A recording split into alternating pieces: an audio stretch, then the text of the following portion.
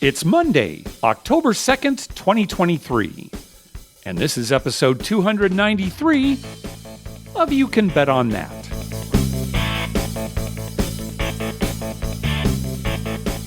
Hi, everybody. Welcome to You Can Bet on That, a podcast for the recreational gambler. I'm Mark Duvall. And I'm Dr. Mike. Mike, we had a pretty good time at Harrah, Southern California last weekend. Yes, we did. I wished I could get out there more. It's just that there's just so much going on. Oh, I know. Yeah. It's hard to find time to go out and play craps, right? We had a very good time, and it was profitable. It was one of those wonderful nights where we were ahead the whole time. Well, you were the first shooter, and you immediately sevened out, which I don't know why you don't pass the dice. But once we got past that roll, I learned my lesson. It was great. The whole night, we kept winning and winning. When I had the dice one time, I rolled the all. And you were, I don't generally bet that. You were nice enough to bet that for me on my roll. Yep. So I hit the all tall small and got that. So thank you, Dr. Mike. Yeah. And the great thing was, Mark, is that after that initial roll, it was like pretty much all winning rolls. There were just a few times during the night where it was like an immediate out. And, that's beating the odds there. Yep. It was definitely very nice. It was so funny when we first got there. One of their tables now is crapless. They've got the roll to win, and then they've got three, standard craps tables, but one of them is crapless. So when we got there, the regular craps was full, the crapless was empty. We walked up to it, and we were kind of like, we don't really want to play crapless. And pit boss Olga was there, and she said, well, do you want me to open up the other regular table for you? And we said, yeah. So they closed down that table, just moved the crew to the other one, and we played some regular. But you've still got some pull at that place, Mike. Yeah, it was nice. We closed the table down, Mark. And they moved it over. So, they regretted it because we had such a big win on that night. Yeah, we did have a big win. Yeah. And a lot of people, the table opened, it was you and I, and then some people came. But after a couple of big rolls, a lot of people left. Because, they had made a good profit. Had they stayed, they probably would have made more. They probably would have even made more. It was nice because we got to meet some listeners there for the first time. Nathan, who had let us know ahead of time, he was actually staying over there, sort of on his way to Vegas. He was going the next day to see the NFL game in Vegas. It's on the way. It's on the way. He was coming from the north. Northern California to Vegas. It's a little detour to San Diego area. Also, listener Jeremy was there. Jeremy, thank you for all the hardway bets that you made for us. Sorry, none of them hit. Isn't that weird, Mike? He made so many hardway bets for us. Yeah. And even though the rolls were so good, people just weren't rolling hardways. No, and not one of them hit. Not one. I was just hoping to, hit one, parlay it, and then give him the money, but, it just didn't happen. Also, Chris and Sylvia stopped by. They just said hi very quickly, but it was nice to meet them, and then they were on their way. And your sister and brother-in-law and brother also were there, right. And it was nice. We ended up eating at Hell's Kitchen. And our friend Mary. Oh, that's right. Our friend Mary. She didn't eat with us, but Mary met us there. Yeah. It was great because we got discretionary comps for the meal at Hell's Kitchen. So especially a Caesars run place, a lot of times they'll just use your reward credits to pay for things. Right. But your host and the floor that was working at the time were able to give out discretionary comps and paid for our whole meal for the five of us at Hell's Kitchen. So that was fantastic. Yeah. Thank you, Robert. Robert was in the pit. Right. He was the floor was running. Yeah. He kind of organized that. Yeah. I sure wish I could go more. I'll tell you, Mark, I don't know what it is about that place, but they treat us well. That's part of it. Yes. But it's very friendly people. Never seems like there's too much issues.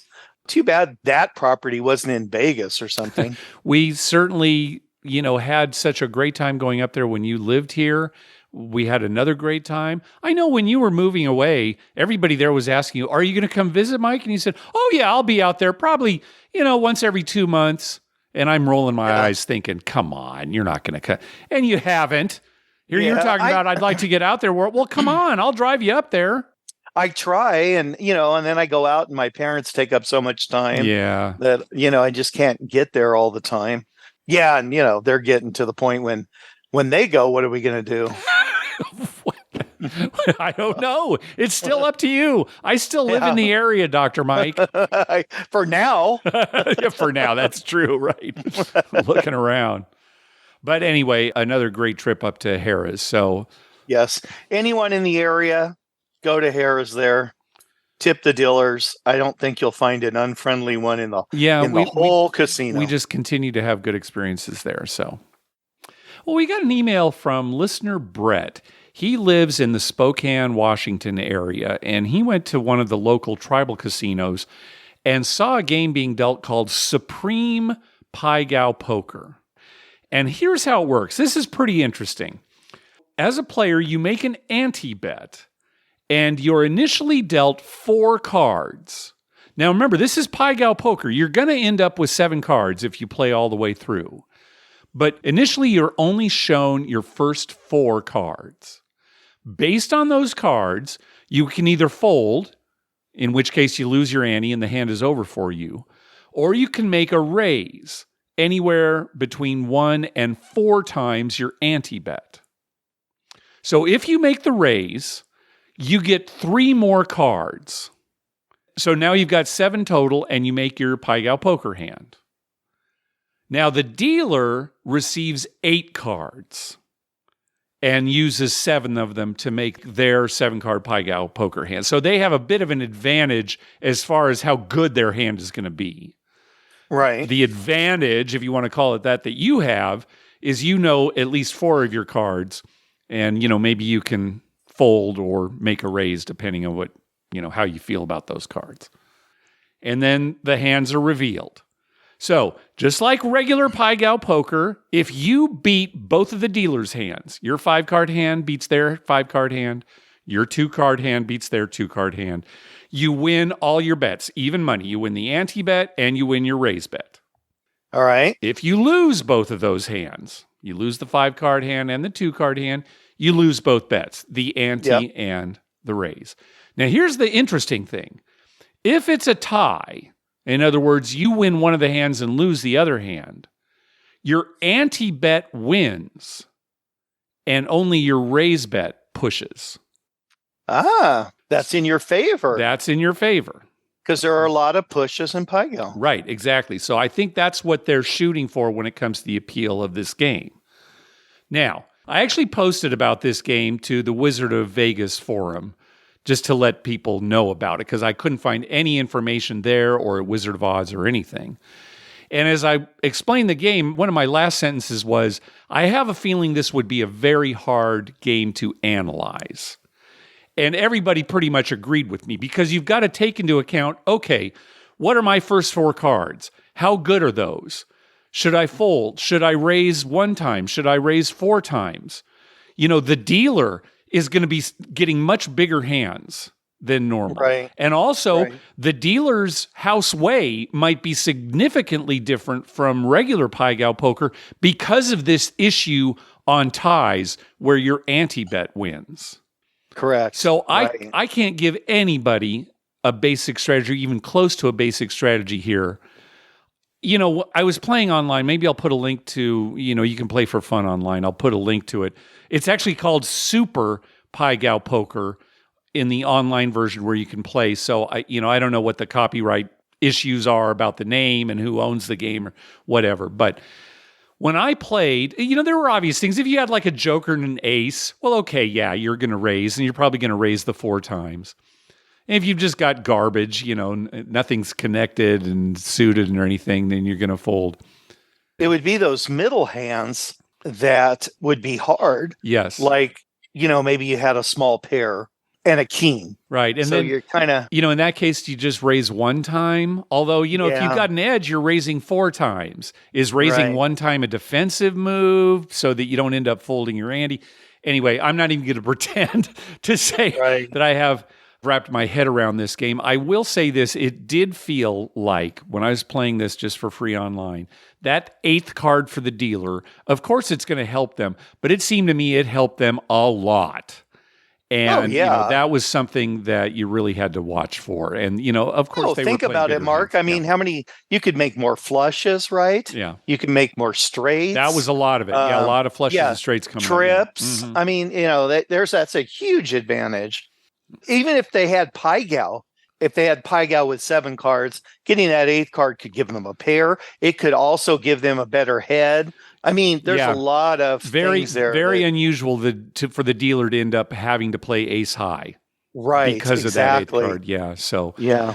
But anyway, go ahead. There's 2 things I want to say about this, Mark. All right. First of all, the name is great. Supreme Pai Gow Poker. Right, yes. I mean, if it was special Pai Gow Poker or ultimate Pai Gow Poker, ultimate seems to be, yeah. But Supreme Pai Gow Poker, who's going to walk away from that? I mean, what person? I got to try this. It's Supreme. So kudos on the name. And then also I thought of a way to improve the game while you were talking about it. Okay, let's hear it. They have to have a special little thing for that 8th card, a big fancy spot where it goes. Oh, well, there's a side bet you can make based on what that 8th card is going to be. See, there you go. Right? Now we're thinking. You get paid at there are different side bets depending on what you see. But obviously the most common is going to be one of the lower cards, like a deuce or a 3 or something like that. It's rare that you would be using a king, that 8th card that you wouldn't actually include in the hand, right? Because a king is pretty good. So, but there is a side bet you can make, and there is a space on the table for that 8th unused card. Nice. So you're good thinking, Mike. See, I like that. Yeah, like a special little spot on the table. Yep. There'll be a big, huge sign above it, a girl behind it dancing, pointing to it.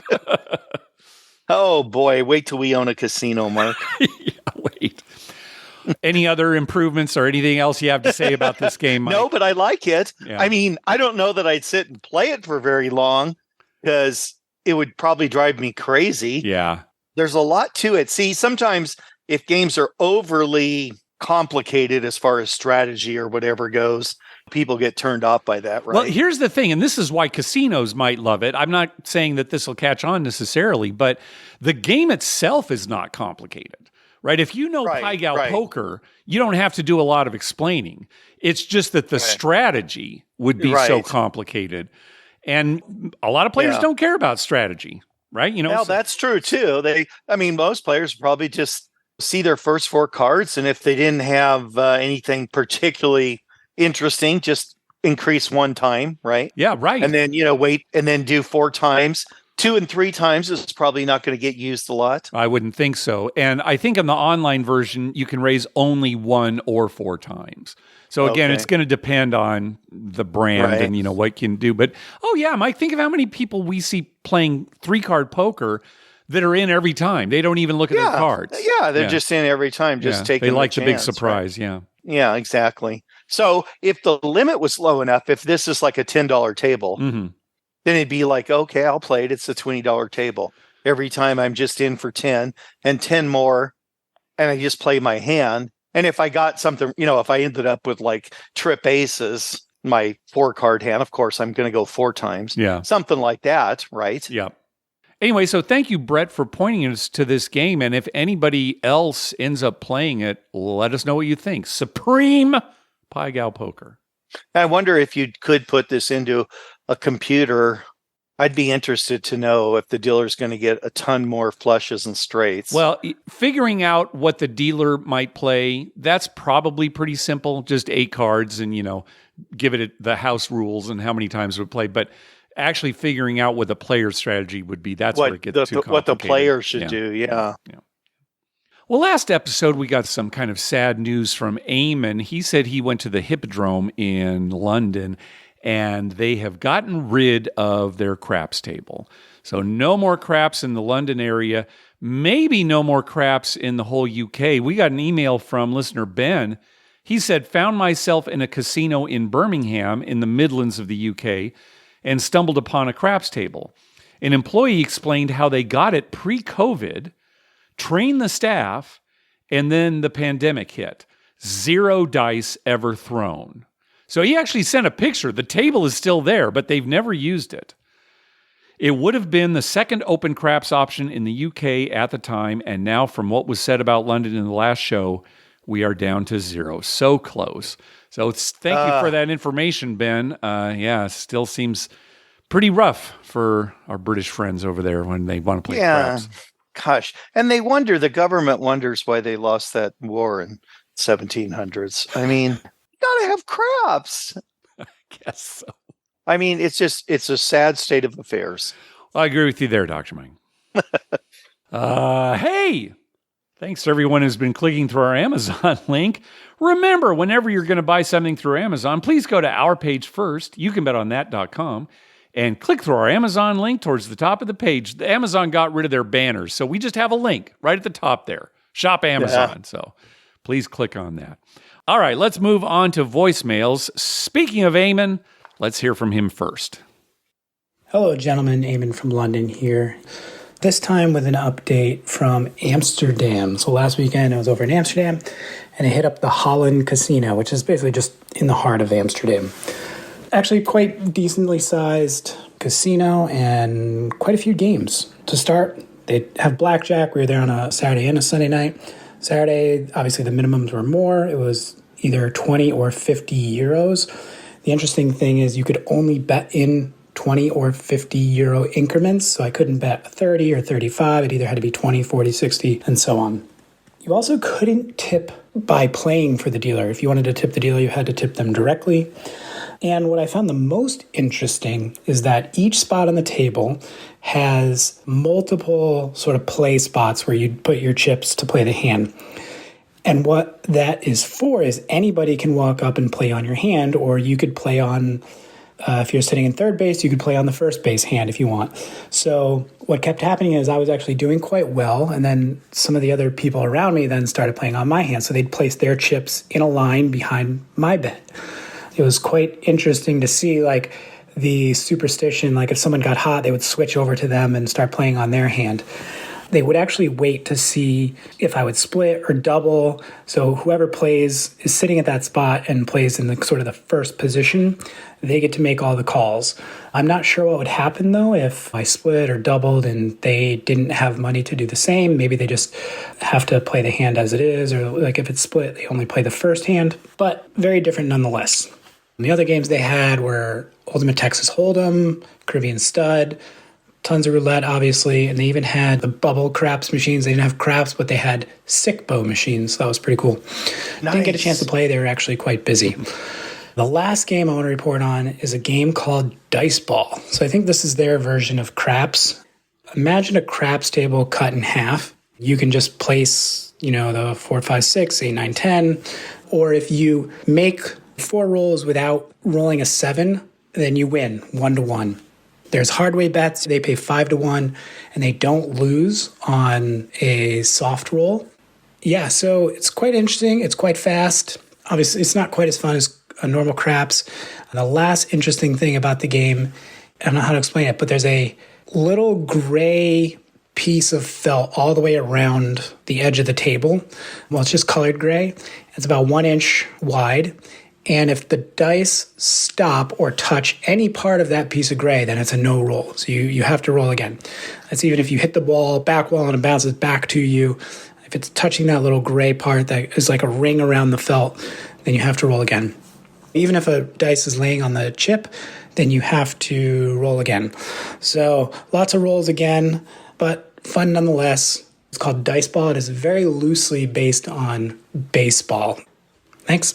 Let's talk about the fact that on blackjack, you have to bet increments of 20 or 50. Oh, I thought that was interesting too. So you could bet 20, 40, 50, and from that point 60. on, then you could do, $10 increments by just combining 50s and 20s. 20s, right? right. So, but not until you got to 50. Isn't that weird? 20, 40, 50, 60, 70, 80. That is strange, yeah. It's those 30 bets that really piss them off. Well, let's talk about dice ball. So that gray area that Eamon was talking about around the edge of the table, I don't know that that's standard on all dice ball tables. Not that there are a bunch of them, but that is kind of interesting.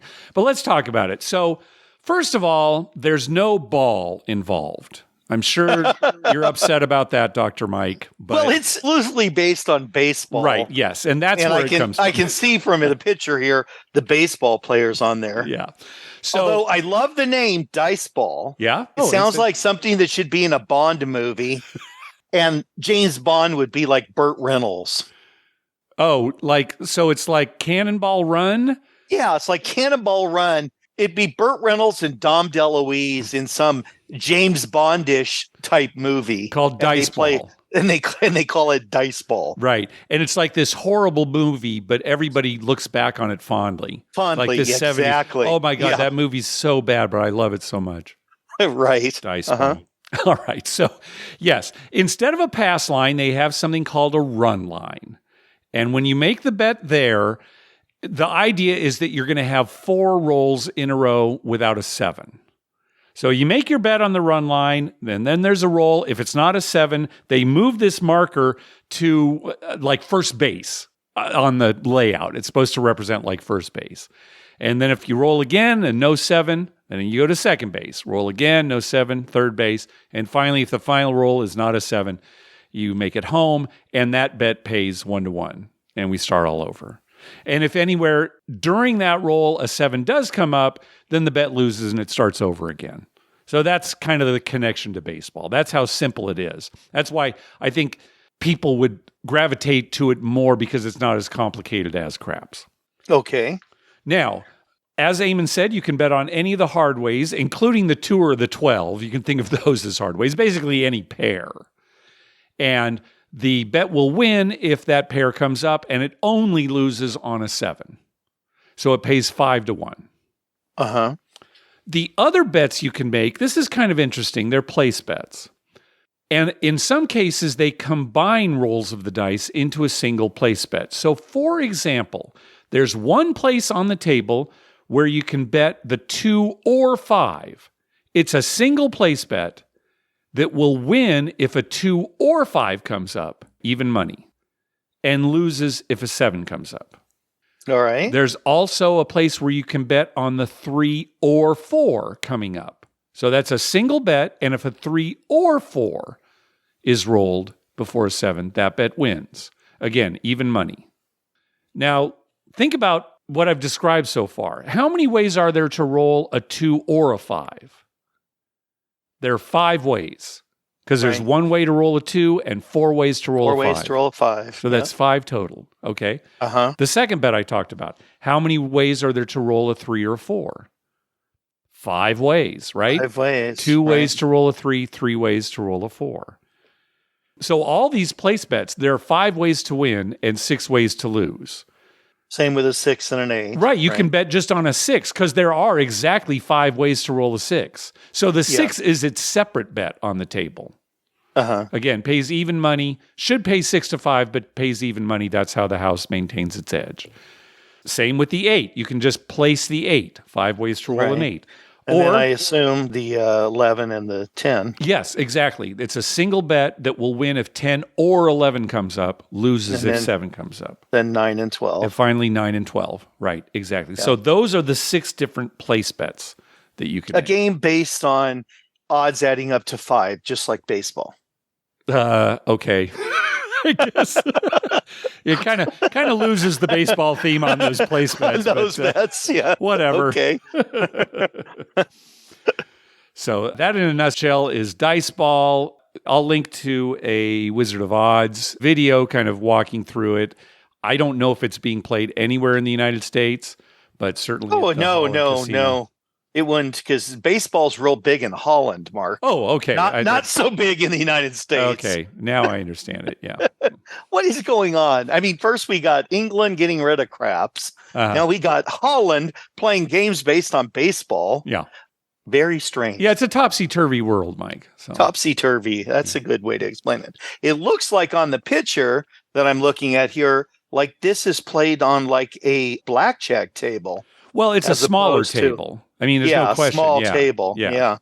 And it almost like roulette. Do you place your own bets? I don't think so. I think, no, if you're looking at this picture, Mike, some of these locations are based on where you're sitting or standing. So they wouldn't leave that. They wouldn't leave that up to players. So I'm guessing that almost all the bets, and maybe even the run line bet, I don't know, are handled by the dealers. You just tell them You what you think want. this is like a one dealer operation, though? It could be, sure. I could see that. There aren't as many bets to pay out, so I think one dealer could handle it. Yeah. Well, and this is a lot simpler than craps. Definitely. Like, a person wouldn't have to know if they're getting paid right. It's 1-to-1, right? So, yeah, and it might sound complicated hearing it described on a podcast, right. But again, watch the video. It's actually much simpler than regular craps. Yeah. Well, I like dice ball. I like the name. Okay, so, there you go. Even though there's no ball involved at all, I like it. Yeah, rated R. Yeah, rated no one under R. 17 admitted without an adult. I don't know. Dice ball? I think we're getting more into the X's there, Mark. All right. Well, Eamon mentioned something he also mentioned on the previous show. That is betting behind in blackjack. And we were wondering, what happens in those cases when the main player decides to double down or split, something like that. We actually have some information from LAJ. Let's have a listen. Hey gentlemen, LAJ here, calling in regards to the topic of playing behind, specifically in blackjack. A tribal casino that I frequented had this as an option. And basically, if you are the bettor who is playing behind, you are just simply betting whether you think that the seated player, the main player, is going to win or lose. And so if that player doubles down, then you will win or lose based on whether the player who is seated is going to win or going to lose. Regular hands play out just like regular hands. However, at the casino that I frequented, splits were considered an automatic push for the player who was playing behind. Okay. Whether or not listeners have been to a casino that actually has this, they might be familiar from the concept. It's actually in a movie, The Big Short. It's in the scene where the movie explains mortgage-backed securities and the securitization based on a blackjack game being played by Selena Gomez. That Selena Gomez in that example would be the seated player, and all of the looky-loos who are standing behind her are betting on either each other's action or whether they think that Selena Gomez is going to win. In that example in the movie, they're all meant to represent the mortgage-backed security industry and the different insurers that are out there. But that is a way that is basically showing playing from behind in a movie. Didn't see it on the You Can Bet On That TV and movie listing, so I thought I would give it a nice shameless plug. The You Can Bet On That TV and movie listing at youcanbetonthat.com. Thanks for all the good work that you do. All right. Thanks, Jay. Yeah, thanks. All right. So at least at this casino, tribal casino, if the main player doubles down, the player behind, it sounds like, doesn't have the option to also double down. They'll just win or lose with the player. And if the main player decides to split, then the player playing behind, that's just a push for them, which could work in their favor or against them, right? If the split is splitting aces, well, shoot, they're missing out on a pretty good situation. If it's splitting eights, well, good, they're dodging, a bad situation. So again, this might not be the way it is at all casinos, but at least LAJ had an example. I'm laughing because I'd be sitting there playing. You'd come up behind me, or better yet, Paul would come up behind me. Paul would, and bet on my hand. I'd split my tens. So he's just because it's Paul. Just because it's Paul, make him push. I don't care whether I win or lose. Just Paul. That's right. Get rid of your 20. Oh, tough luck, Paul. Yeah, too bad I decided to split. Oh, that's hilarious. This scene in The Big Short, it's not exactly the same because in this scene, Selena Gomez has already been dealt her hand. She has an 18 and the dealer is showing a 7. So this is a really good movie. If you haven't seen it, watch The Big Short. But, they're discussing, behind her, I bet she wins. Well, okay, well, I'll give you odds on that. And I'll bet, all these side bets are being made behind. So it's not exactly the same as being in a casino because, again, her hand's already been dealt. And these people are making deals between themselves, not against the casino. Right. But I do recommend that scene. Gosh, Selena Gomez. I would love to just have an hour to play craps with Selena Gomez. You like Selena Gomez? Yeah, don't you think she's like a real person? Just seems like she'd be one of those celebrities that would just pull up a seat next to you and gamble and, all right, it'd be no big deal. It'd be fun. I'll see what I can do. All right, work that out. Anyone knows Selena Gomez? I'll give her a free crap lesson.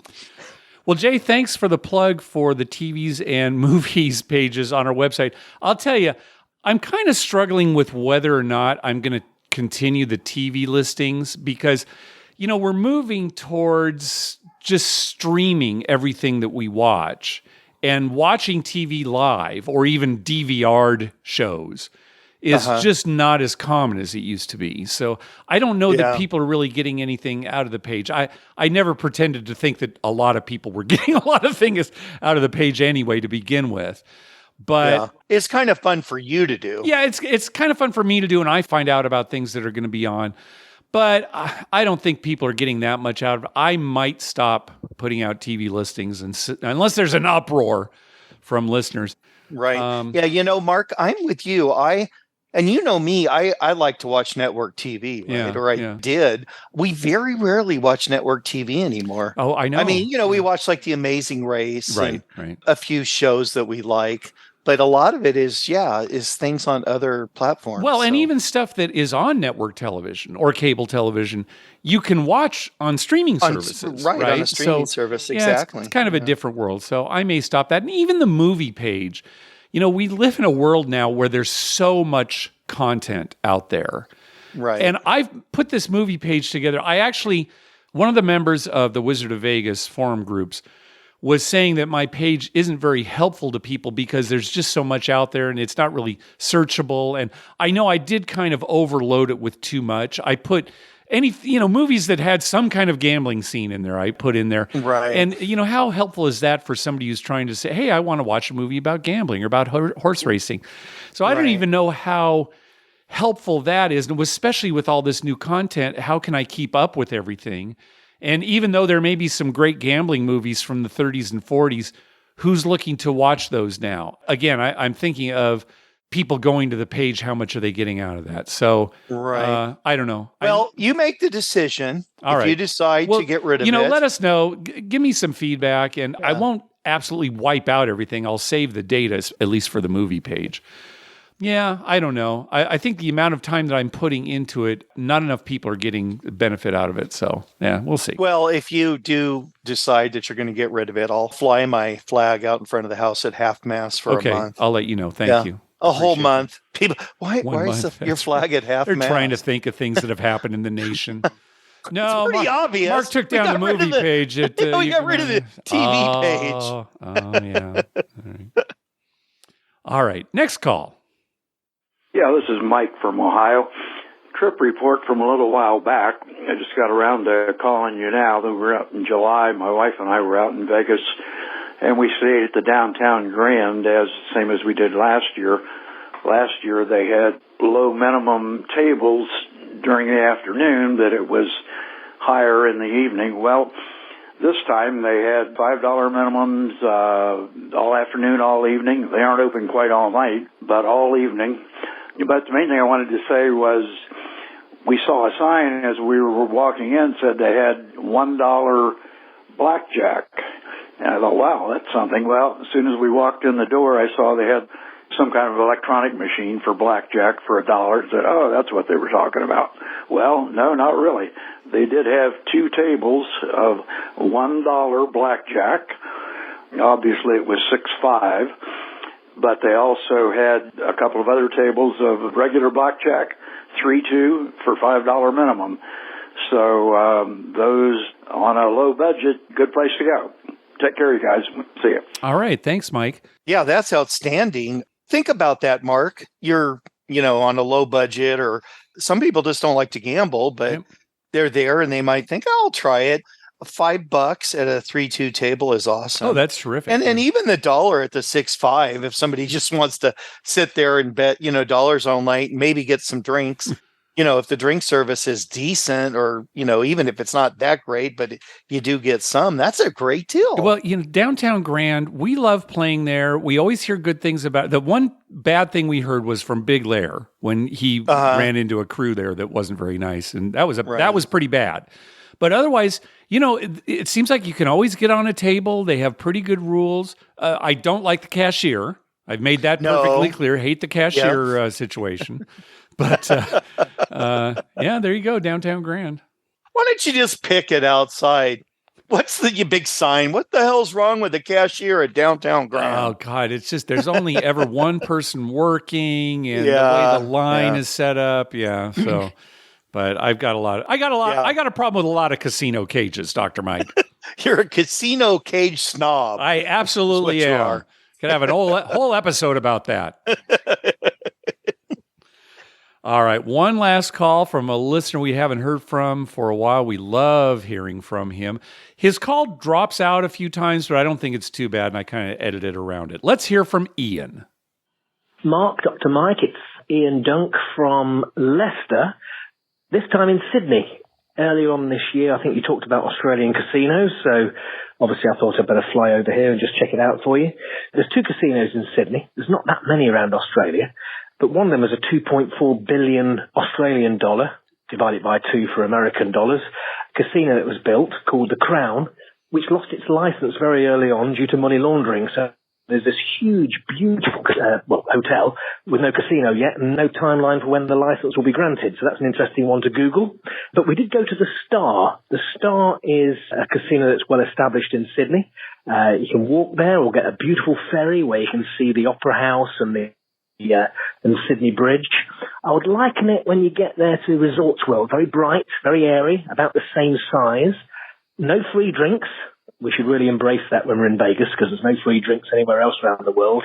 Although a beer is about $6, a cocktail is about $14. And I know it's not your culture, but there's absolutely no tipping out here. So, it's an interesting experience. No cocktail waitresses going around, but, beers and drinks weren't expensive. Their slots, they call them pokies. So they all say, hey, we're going to play the pokies.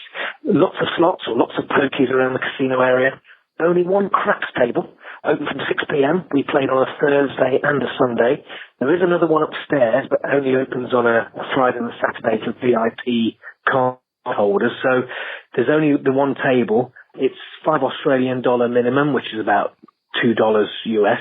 The Hardways pays 9.5 to 1 on the 6 and 8. And on the 4 and 10, it's 7.5 to 1. So I'll let you guys work out the math as to whether that is the correct odds. They also have $2.5 chips. So obviously when you're playing 9.5 and getting 7.5, you need a $0.5 chip. So they're in play. A bit of a quieter table than the United States, but of course you've got multinationals there. There was us from the UK. There were Southeast Asians there. There was Australia there. All very different reactions to winning. But nevertheless, really good fun. We're on to Cairns next. Purely just to check out, you can bet on that casino report, and I will let you know when you've been there, and I will phone you back. Thanks. You do a great podcast. Bye. Great. Thanks, Ian. Looking forward to hearing back from you. I love hearing from Ian. Oh, I know. Me too. I mean, I've said this before. He's my favorite. Okay. He's your favorite. I mean, seriously. No offense to every other caller. Yeah, no offense to everyone else. But, if we're going to make the movie Dice Ball, and it's going to be a James Bondish type movie, Ian's going to be our star. Is he going to be in it? I wonder if he wants to play a villain or a hero. Oh, no, he's a hero. He's a hero? Yeah. Okay. He's a hero. Just his mannerisms, his voice, he's a hero. All right, very good. Well, thanks for the info about those Sydney casinos, or the one Sydney casino that's actually open. It's funny that there's a huge casino that can't have gambling. Yeah. Do you, again, when you lived in Australia, you were relatively young. So did you even hear the word pokey or pokies for slot machines? No, I never heard that. I was young. I was 17. I wasn't really into going to casinos. Right. But I've got a Google alert on the word gambling or gambler, something like that. And every once in a while, one of the headlines will say, pokies, new pokies, at such as I have to kind of look at it twice. New pokies. What? Oh, yeah, that's right. Australian They should change that here in the U.S. To pokies? It is way funner. All right, I'm just going to start calling them pokies. There's no reason you and I can't just call them pokies, Mike. Yeah, how'd you do on the pokies? I have no idea what you're talking about. Excuse me, sir. I'm ready to start saying pokies. Okay, good. I love that. Yeah, the Hardways pay a little bit better than the United States. That was the case at the Hippodrome as well, right? It had these better payoffs on the Hardways.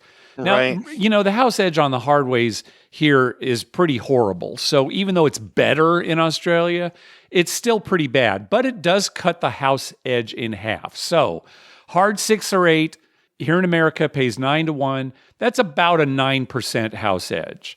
9.5-1 in Australia, about 4.5% house edge. On the 4 and 10, pays 7-1 here. That's about 11% house edge. In Australia, 7.5-1. That drops down to about 5.5% house edge. So there you go. Yeah, I understand that. It's typical American gouging. I wonder how this happened. If somebody outside the United States say, hey, let's make this better, or somebody inside the United States said, hey, let's make this worse. I wonder what the origins of the hard way payouts were. That's a good question. If I had to guess, I'm going with someone in the United States said, let's make this worse and make more money. Okay, you're probably right. We're the ones who added a 00 and a 000 onto the roulette wheel. Yeah, so, right. Yeah, right. That could be. Yep. All right, Mike, we are on our way to Zorkfest very soon here. Oh my gosh. Yes. It's less than 2 weeks away. Less than Mark. 2 weeks away. So again, October 13th through the 15th at Harrah's Lake Tahoe. I will put another link in the show notes. We are actually going to be there when we would normally record. So our next episode will be delayed. Not sure how long a delay, but be aware that we won't be able to record because we're going to be either in Zorkfest or on our way home for Zorkfest. So watch I'm leaving Sunday. Coming back on Sunday, yeah. Yeah, so I'm free Sunday night. Oh, you are? I think we're coming back the next day. So sorry, Dr. Mike. Well, maybe by Wednesday or something, we can get something down. Yeah. All right, well, that's going to do it for this episode. Mike, I wanted to thank as many people as I could for the shoe donations that they have been sending to you, either real shoes or just cash. And absolutely amazing. I wrote a list down here, Mike, and I'm sure I'm leaving some people off. I'm going to read some names, and if you can think of any others, please let me know. But Grayson, Tony, Seth, Nathan, Ryan, Troller Boy, Anthony. Were there others off the top of your head, Mike? Dr. Taylor and Dr. Tara. Yep. Both sent in a very nice donation. Great. And there was another one, and it eludes me right now, Mark, but I will have it for the next show. Okay. I've been writing them down as the school tells me stuff has come in. Yeah. And the response has been overwhelming. I can't tell you how happy I am, how proud I am of all of our listeners to be doing this. It's really, really helping a lot of people out. That's great. So kudos to all you guys. And whoever sees me at Zorkfest, I will be buying you some drinks. Excellent. And again, if we forget to thank you specifically, one reason is because so many people have responded so positively. Yes. So again, thank you so much. Yeah. Another reason is because I'm old. Yeah. And I just forget. Yeah, I should have led with that. Dr. Mike's particularly old. Particularly old. Right. And decrepit. Yeah. You need to add decrepit. We did specifically get a donation from listener Randy. He wrote a note here. He said, "Hi, Mark. Please accept this for Dr. Mike's shoe drive. A year ago, when I last went to Vegas, I got busy and forgot to send a karma donation. My wife and I both got COVID and lost our shirts, so won't do that again. In the meantime, what a wonderful cause. Love the show. Randy from Springfield, Missouri. Go Chiefs." All right. Hey, so Randy, Springfield, Missouri. I love it. I have so many relatives in Springfield, Missouri. Very good. My mom's from just a small town right outside Branson. And Springfield's the closest big town where everyone goes to shop, just a few miles up the road. All right. Very good. Well, we also want to thank some people for some recurring donations to the show. Brian and Sarah, Josh, and the boys over at the Crap Vegas podcast. Thank you very much for those recurring donations. We also got a bunch of one-time donations thanks to Eamon drawing attention to it on our last episode. So thank you again, Eamon. We got a donation from Scott for a Lake Charles / Biloxi trip. Well, good luck. A donation from Henry. Thanks. Love the show. A donation from Tim Lawson. He says, because a listener told me to. I like that. Hey, thank you, Tim. Also, a donation from Ryan, $25 for the kids' shoes and $5 for y'all. Oh, well, thanks again, Ryan, for that. Thank you. Also, a donation from Justin, Droopy Ball Sacks. Thanks for the show and all you do. Oh, there you go. Keep it clean, Mark. Keep it clean. Also, a donation from Reggie. Eamon made a good point. Y'all have given all of us hours of entertainment. Thanks, guys. Well, thank you, Reggie. A donation from Jake. No message, but thank you, Jake. A donation from podcast favorite John B. Karma donation, heading back to Vegas September 28th through October 2nd. Oh, so that's wrapping up for him tomorrow. Mostly downtown this trip. Thanks for the poker tournament. Always a fun time, even though I was out early this time. Again, John B. Well, hopefully you had some good luck, John. And finally, a donation from Kevin. Thanks for keeping me entertained at work. All right, excellent. Glad that people were able to listen at work. Well, thanks again to everybody for all those donations. Hey, at the top of our webpage, you'll find a link to our store where you can buy You Can Bet On That t-shirts. Also, you can find a list of all the gambling-related shows coming up on American TV, at least for now, at youcanbetonthat.com/TV-listings. And we've got a list of gambling-related movies, at least for now, at youcanbetonthat.com/movies. We'd love to hear from you. Call our voicemail hotline at 951-292-4377. That's 9512-WAGERS. 9512-WAGERS. Or you can email us at youcanbetonThat@gmail.com. We're also on Twitter at YouCanBetOnThat and on Facebook at facebook.com/YouCanBetOnThat. Dr. Mike. Well, Mark, I have to say this. Baseball season ended today. Yes? The Padres missed making the playoffs by 2 games. They were 2 wins, 12 losses in extra innings. Yep. If they had only won 3, 1/4 of those 12 losses in extra innings, they would have been in the playoffs. Mike, I'm just happy they ended with a winning record because I didn't think that was going to be possible. I mean, they eked out a win. Disappointing season, absolutely. But with today's win, the last game of the season, they finish 82-80. 80. Above 500, yep. In the preseason, a lot of people were talking about them winning the division, beating the Dodgers, and, possibly this is the year they win the World Series, and they didn't even make the playoffs. Yep. So, very disappointing. We'll see what happens in the off season. Anyway, I'm excited for the playoffs. Good. Just because, I love watching. Yeah, any postseason playoff baseball of I anything. enjoy. Yeah, Mm-hmm. Postseason is great. The other quick thing I wanted to mention, it was again about the shoes.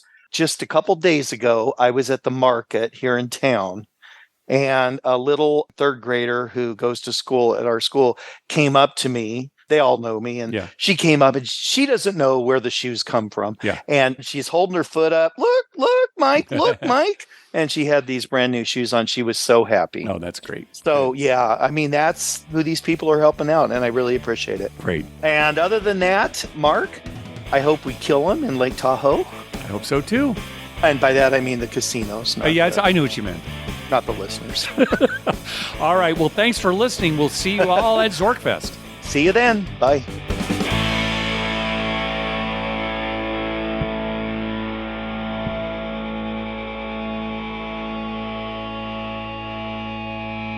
Okay, let's thin this herd. Untucked shirt, no thank you. Born in San Diego, yikes. An adult named Todd? So, this is what online dating is like?